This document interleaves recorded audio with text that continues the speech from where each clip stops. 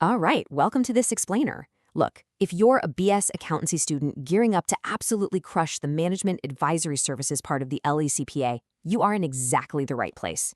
Today, we're diving into traditional costing pitfalls and the activity-based costing hierarchy. But we're not just going to sit here and memorize textbook definitions. No way. We're going to build some solid mental models so this stuff actually stays locked in your brain for the next 3 years. And honestly, way beyond that into your actual career. So let's jump right in. Here is our quick roadmap for today. First, we'll cover the peanut butter trap. Second, cross-subsidization. Third, we'll introduce ABC. Fourth, we'll break down the 5-level hierarchy. And finally, number 5, we'll do a rapid-fire LECPA bullet review. Okay, Section 1, the peanut butter costing trap. To really grasp why traditional costing is a complete disaster for modern businesses, we have to start with an everyday situation that honestly feels universally unfair. Picture this. You're out at a restaurant with some friends. You order a simple, cheap side salad, and your friend orders a massive, expensive steak. The bill arrives, and someone casually says, "Hey, let's just split it evenly." You instantly feel that sting of injustice, right? I mean, why should you pay for their steak? Well, that exact feeling of unfairness is precisely what happens to products in a poorly designed costing system. Let's put some actual numbers to that feeling. Imagine Emma only consumed $15 of food, but because the bill was averaged out evenly among everyone, she was forced to pay $27. She's paying $12 too much. Meanwhile, James ate $42 worth of steak and drinks, but he only paid $27. So Emma is literally subsidizing James's expensive dinner out of her own pocket. And here's the crazy part. In the business world, products do this to each other all the time when accountants get lazy with their allocation bases. This kind of lazy averaging actually has a formal name. It's called peanut butter costing. When a factory uses just one single allocation base, like, say, direct labor hours, to spread all their indirect costs over every single product, regardless of how complex they are, they're just spreading the costs around uniformly, kind of like spreading peanut butter evenly over a piece of bread. It completely ignores how much overhead resource each specific product actually consumed. Which brings us to Section 2, Product Cost Cross-Subsidization Explained. So that restaurant unfairness we just talked about, in management accounting, that's called product cost cross-subsidization. And guys, this is a mathematical certainty.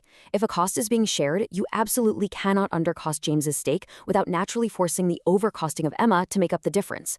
The total cost of the dinner didn't magically change. The pie is exactly the same size. All you did was slice it up totally wrong. And this is why it is an absolute nightmare for managers. Think about it. If a company relies on this flawed peanut butter data, it creates a literal death spiral. For the simple, basic products that are overcosted, management suddenly thinks, wow, these are super expensive to make, so they raise the selling price. And the result? The customers just leave. They go buy from competitors. But on the flip side, the highly complex products are being undercosted. So management thinks they're cheap to produce, they price them super low, and customers buy tons of them. But in reality, the company is bleeding cash on every single unit sold. It is a hidden, massive loss. Moving on to Section 3, enter activity-based costing, or ABC.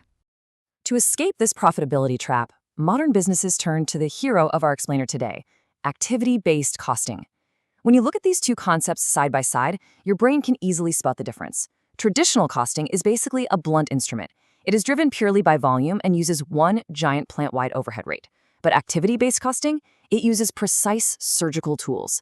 It traces costs via cause and effect. It literally asks, hey, what specific action actually caused this cost to occur in the first place? And then uses multiple highly correlated cost pools based on those activities. As the classic CAISO text points out, you simply cannot allocate the cost of setting up a complex factory machine based just on how many individual units you produce. I mean, it makes zero sense. If you try to do that, you cause massive distortions in your numbers. You have to respect the classification of activities. Which brings us to the absolute most critical part of this whole framework. Section 4, the 5-level cost hierarchy. Okay, listen closely, because to implement ABC correctly, we have to chunk our overhead costs into a very specific ladder. And this exact structure is heavily tested on the Management Advisory Services portion of the board exams.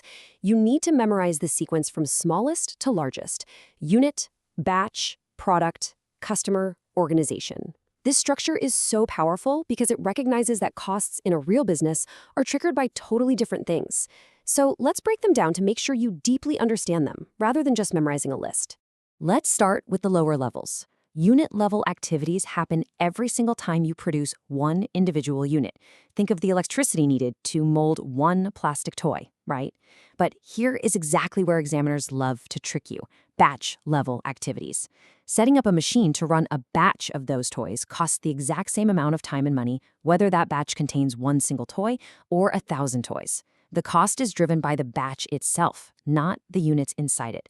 If you try to allocate a batch cost using unit volume, you are back to spreading peanut butter. Don't fall for it. Now let's scale up to the higher levels. Product-level costs support a specific product line overall, like the salary of the engineer who designed the toy in the first place. Then you have customer-level activities. These are tied to specific clients, like taking a major buyer out to a fancy dinner to secure a contract. And finally, organization or facility sustaining. This is stuff like the plant manager's salary or factory security. Notice how the security guard's salary has absolutely zero cause and effect relationship with producing one extra plastic toy. That is exactly why ABC often treats these facility costs as period expenses, rather than arbitrarily forcing them onto individual product costs. And that leads us to Section 5, the LECPA Bullet Review.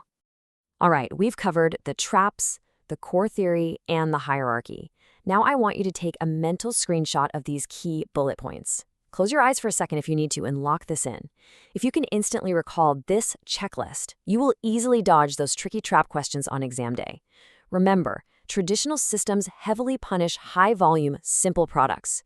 ABC fixes this by finding the true cause and effect.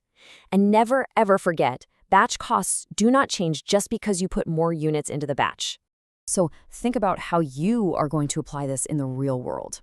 When you're a fully licensed CPA and a client comes to you completely panicked because their inventory is selling out but they're somehow still going bankrupt, you will know exactly where to look.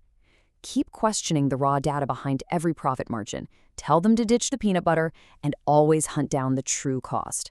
Thanks so much for hanging out with me for this explainer. Study hard, trust your prep, and I'll catch you in the next one.